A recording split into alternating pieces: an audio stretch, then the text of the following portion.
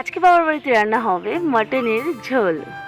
ইস, কথাটা শুনতে কেমন লাগছে না? মাটনের ঝোল মানে কেমন একটা ব্যাপার। যাই হোক, ওই ঝোল তরকারি যাই হোক হলো, ওটাই হবে।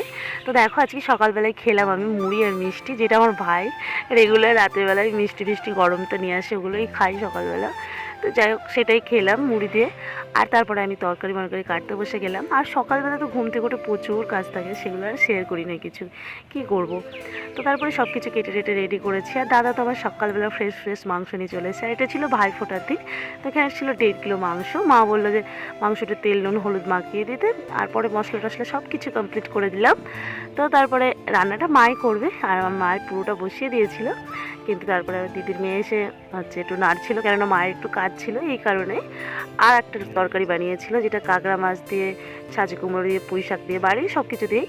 আর এরকম দিদি চলে এসেছে। তারপরে আমরা রেডি সেডি হয়ে এখন যাব বাজারে দাদাদের জন্য গেঞ্জি কিনতে। তোমরা ভাই ফোঁটাটা কেমন কাটালে?